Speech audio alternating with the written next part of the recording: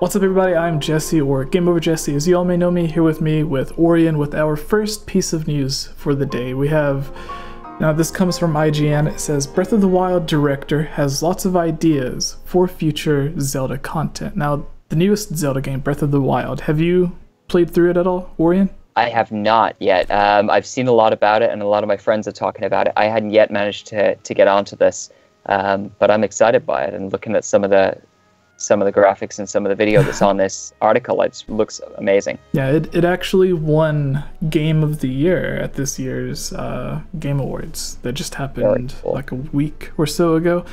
It beat out the newest Mario game and some other games, so it's definitely a great game. You need to go check it out if you can. But the important thing with this piece of news, which it says, this is a quote from Fujibayashi, the director, I hope I didn't mispronounce that name. He says, following the release of Breath of the Wild's Champion's Ballad DLC, director Hidemaru Fujibayashi is already thinking about what could come next.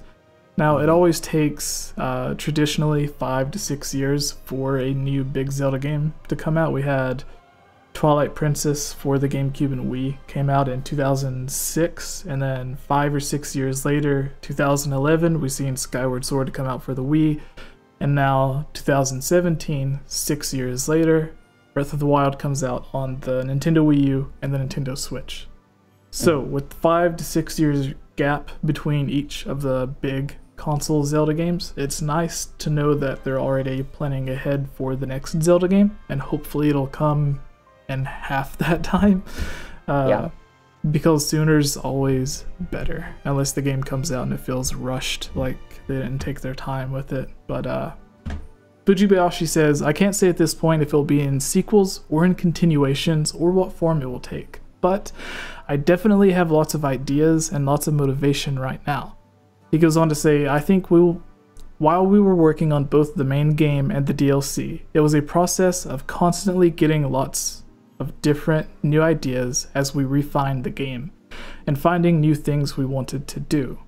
He added, even in situations like this, talking to people and finding out that people want to pet dogs gives me a lot of motivation, a lot of ideas for things we could put into the game. So the pet dogs thing is kind of funny that I mentioned that, because I've actually heard a lot of people mention this. In the game, you can use one of the amiibos to have a pet wolf with you. It's Wolf Link from Twilight Princess, and he's your little companion. He'll run around, find treasure chests, or attack enemies for you. And there are other dogs in the game as well that if you feed them something, they'll go and find treasure. And a lot of people were like, you can like pick up the dogs, attack the dogs and everything, but you can't pet the dogs. So a lot of people were asking for tiny additions like, why can't we pet the dogs? So yeah, it's very interesting that he mentions that specifically. But with this, it's the first Zelda game that's had DLC. Because traditionally a Zelda game comes out and then you have to wait 5 years or whatever for the next big game. But with this one, they released it a few months later, they released DLC, and then a few months later they released the final DLC pack. Most games nowadays get DLC all the time, like with Call of Duty, Battlefield, Grand Theft Auto. You kind of expect it to release and then instantly hear about DLC. So it's interesting for him to say that they could keep working on Breath of the Wild with adding more content to it, or they could go on to work on the next Zelda game. They haven't necessarily made their minds up yet. But what are your thoughts on this? Like, do you know? I mean, I think Nintendo's such a huge company, aren't they? It seems entirely possible for them to do both. To have a department that's working on DLC, and that keeps that fresh and exciting for people, whilst another department starts to work on further development. It doesn't necessarily seem to me like they have to be mutually exclusive. Yeah. And both are really exciting. You don't necessarily know what you're going to get. You could get two very different evolutions of it, which to me is exciting. Yeah. And what is your favorite Zelda game? I am so old school. I loved Ocarina of Time.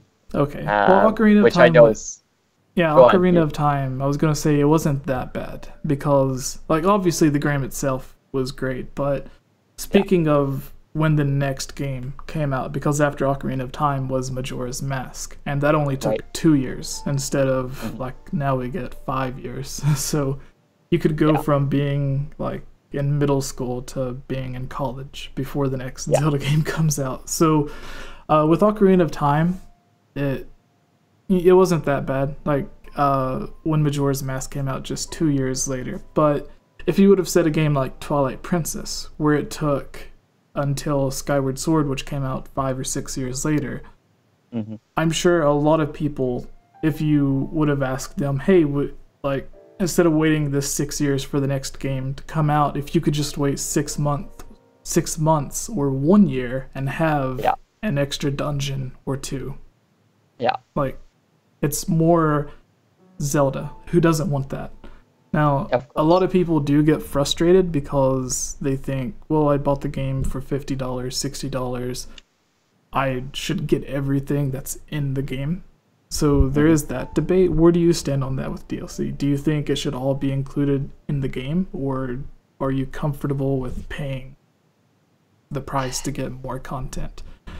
Do you know, I think each situation is its own.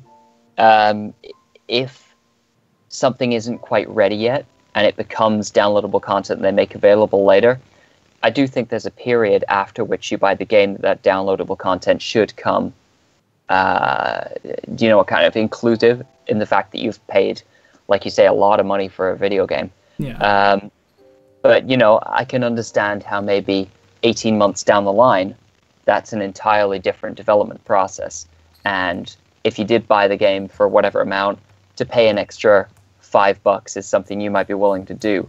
I just don't think anybody wants to feel like they're being ripped off right away, if you see what I mean. For something that already exists, they just hold back. The big debate with Breath of the Wild, when it released, I think it was a week, maybe 2 weeks before the game came out, they announced that there would be DLC for it.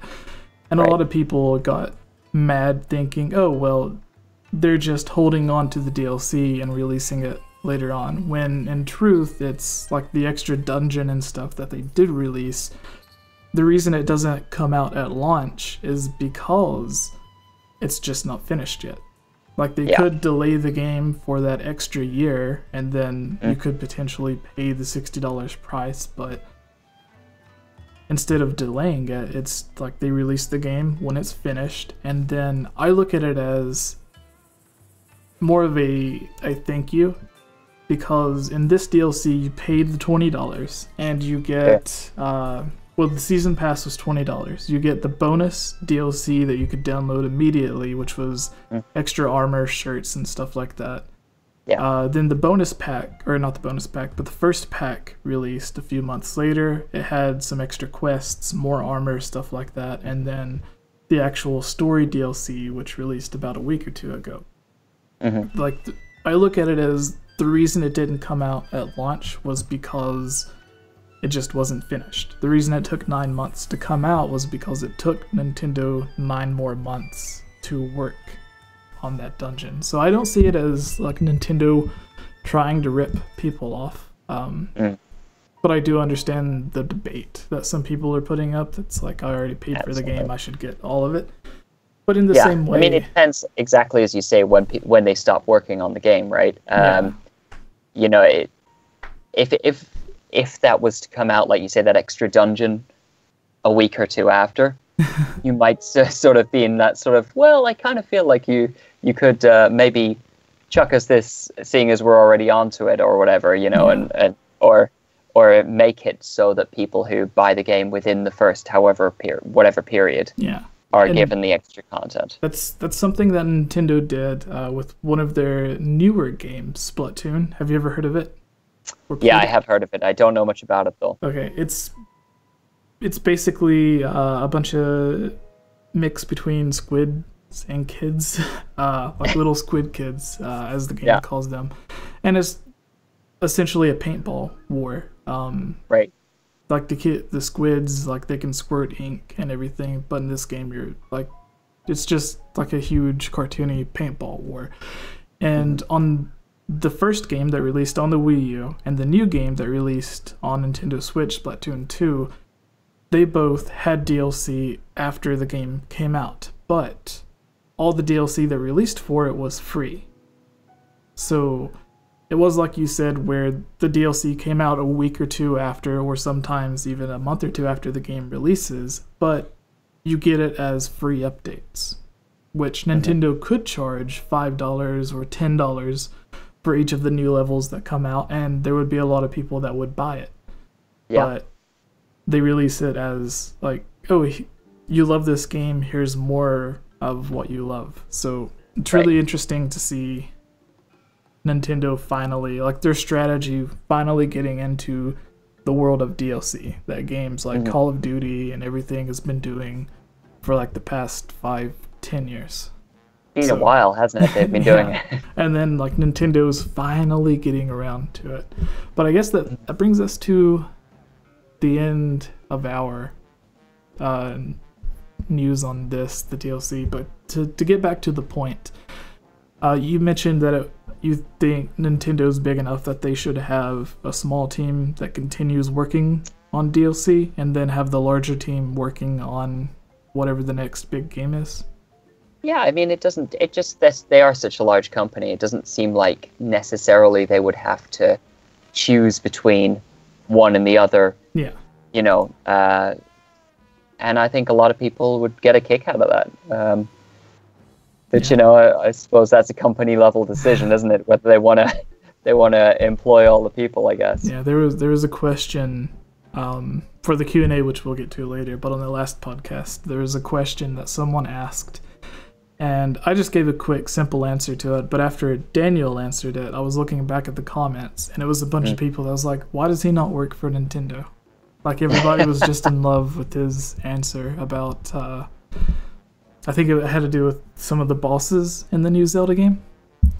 What's up, everybody? Jesse here. I wanted to give a quick shout out to the sponsor of this podcast, T-Blocks. You may ask, what is T-Blocks? Well, T-Blocks is a unique t-shirt subscription service where you choose between an awesome licensed shirt or artist designed shirt delivered to your door every month. Prices start at just below $9, with a 12-month prepaid price that goes down to below $7 a month. Licensed shirts include designs from Disney, Marvel, DC, HBO, Game of Thrones, Breaking Bad, Naruto, Star Wars, and many more. My first shirt was an awesome, officially licensed Zelda shirt, which, as you all know, we focus on Zelda a lot on this channel. So if this is something you would be interested in, please subscribe to T-Blocks with the promo code JesseTBX for 10% off your entire order. Details and links to everything can be found in the description below.